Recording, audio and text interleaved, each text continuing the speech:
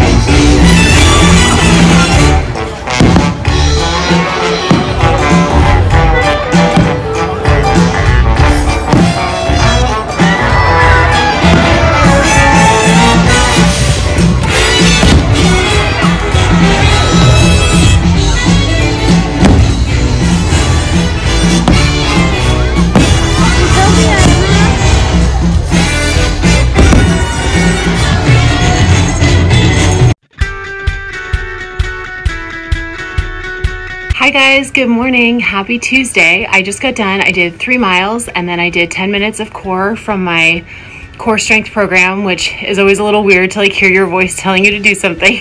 But I'm trying to follow along with everyone.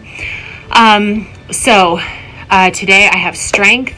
I took 1 gel before my 3 miles. Yes, you should fuel. I didn't have anything before that, and I taught my boot camp class online, so then obviously I needed a gel. I did the salted caramel goo, which is one of my favorites.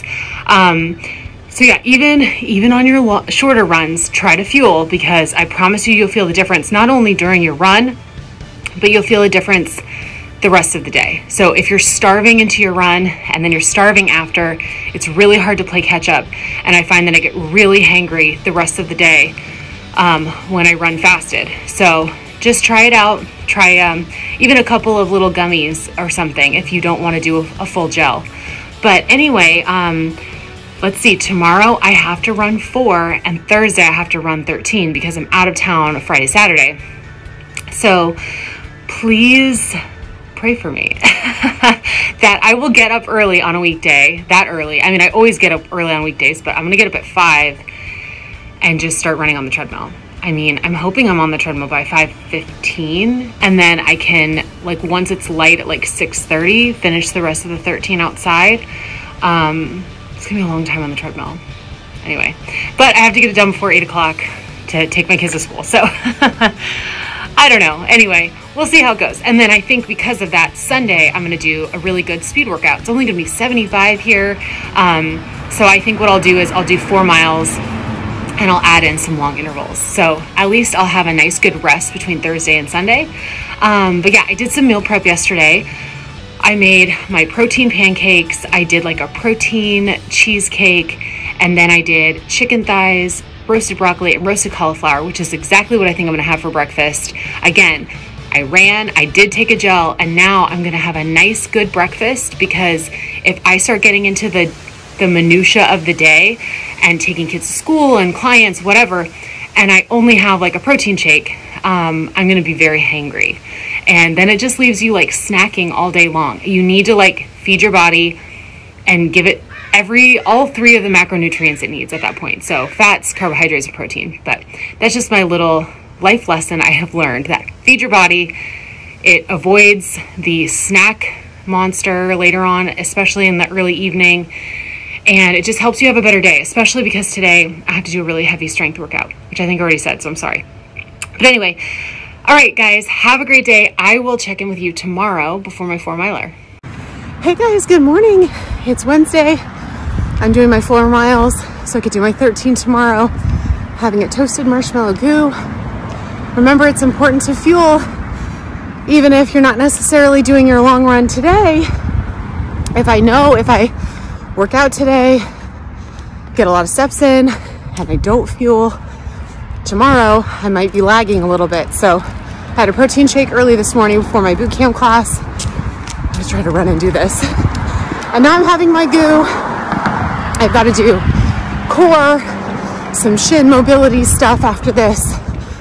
And I have a really busy day, so feed your body. Okay, I'll check in later. Hey guys, good morning. I am on almost to mile 7 of 13.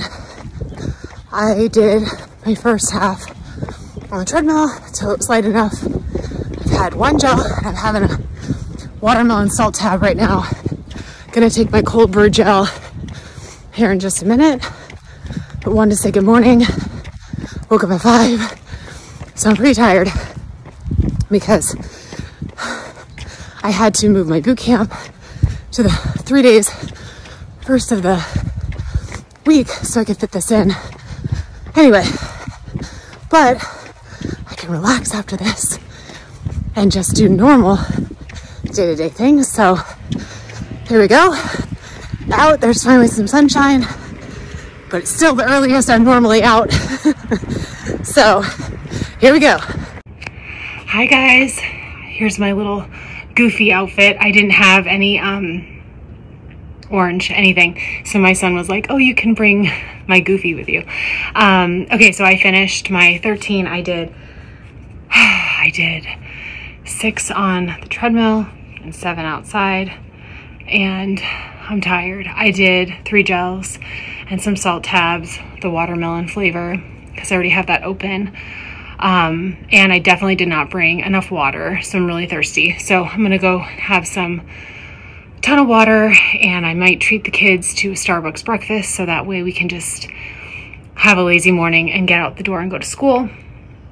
And yeah, it felt really good. Other big news, I got into the Big Sur Marathon, which is the end of April. I'm really excited and grateful that I got in because it was a lottery, but I'm very nervous because, oh, I need to like brace myself, I'm tired. Because the time limit is 6 hours, which I think, I think if I run the way I'm running now, I could finish it in like 4:45, but that makes me really nervous to have like such a small time limit when I don't know the course.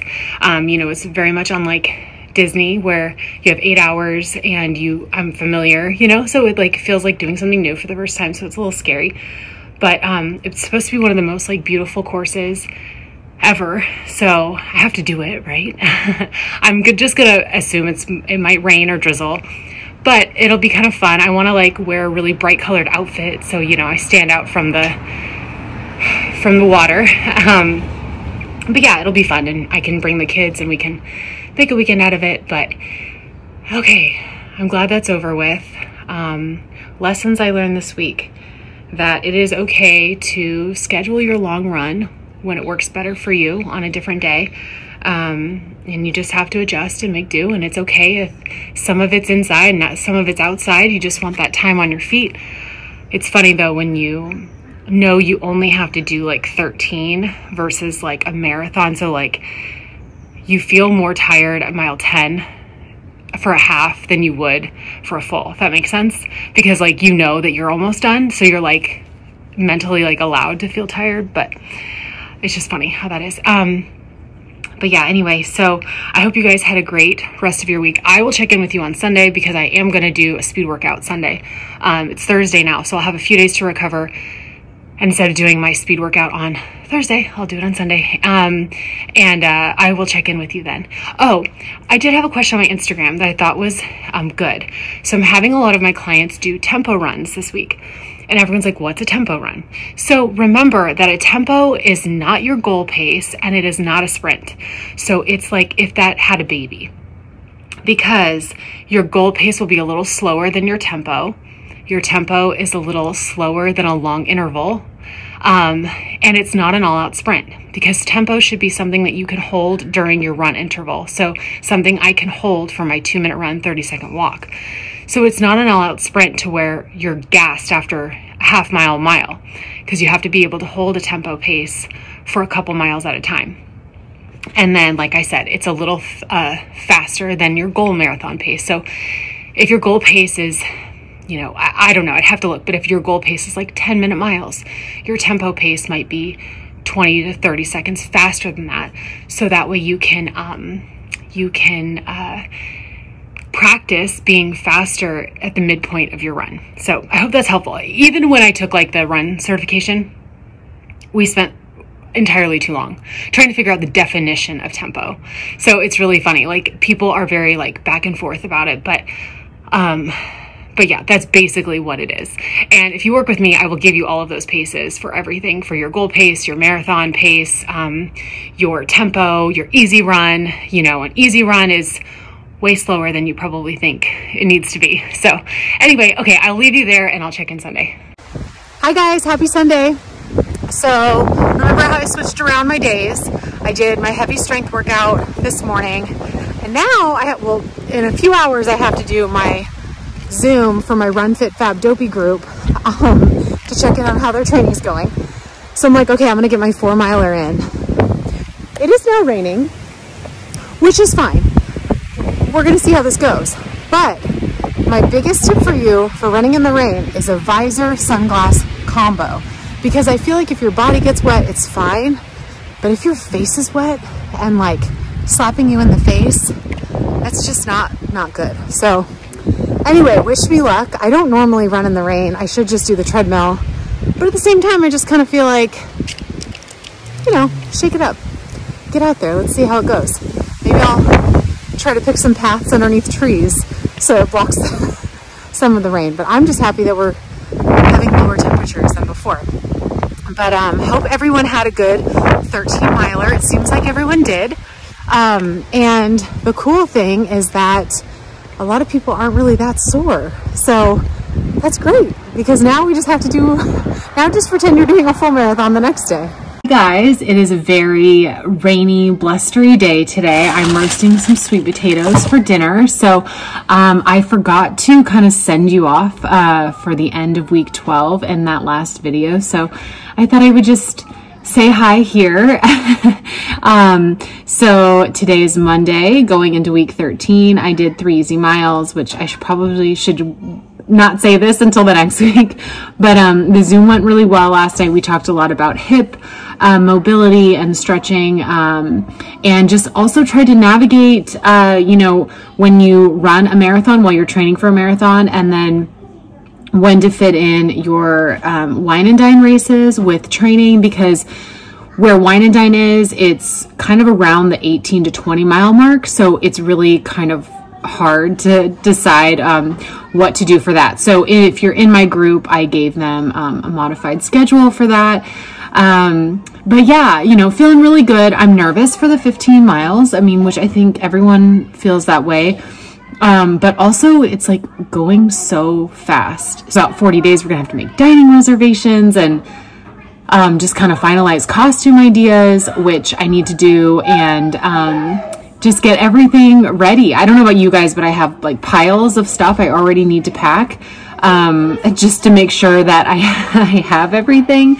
Just like little things like rain ponchos and stuff that I just don't want to lose track of. So I just have them in random piles around my house. That looks crazy. But anyway, and then I had another really good question. Someone that is running Chicago that's in my group, who will also be running Dopey. And she talked about when to kind of taper down the strength training. So, you know, usually about 2 weeks before your marathon, you need to taper down the strength. You can do body weight movements, you can do your single leg hip bridges, you know, stuff like that we have programmed, core strength and things like that I told her. But yeah, you know, usually around that 2 week mark, 10 days, sometimes you want to kind of take it easy. You will not lose any fitness under 2 weeks before your race. So just take pride in the fact of all the work that you did, and you'll be okay. But also remember that nutrition is really key and really important. So start to carbo load 2 to 3 days before. Remember, by carbo load, it does not mean also take in more fat. So make sure you are aware of the carbs you're choosing: pretzels, bagels, cereal, things like that. So you can start to stock up on your glycogen stores. Very important. And we'll talk about that when we get closer to Dopey, because, you know, the great thing about Dopey is you have the 5 and the 10K to start your carbo load. So usually about 2 days before you leave, you'll start to take in an extra bagel or two. And then, you know, at the 5 and 10K, fuel for those as well, because that will also really help you for the next 2 days. So anyway, on top of that, I'll be sharing with you guys as we kind of like progress in the weeks, my goals for Big Sur. I've got to already sort of like keep that in my mind on how I'm going to recover, and then how I'm going to structure my workouts going forward, especially with maintenance runs throughout the week. I think I'm just going to try to up my weekly mileage, because I've always been someone that like consistently runs, but I consistently run 3 to 4 miles twice a week and then do my long runs on the weekends. But, you know, and I really focus highly on strength training. And I do want to keep my strength where it is and increase it. Really happy about my deadlifts this week, by the way. I want to be higher in my weekly mileage, you know, going into Big Sur. So anyway, okay, now that I've rambled for almost 5 minutes, I think we should close out week 12 here. Those are my thoughts. I will get back to folding laundry and cooking. All right, guys, I will see you next week.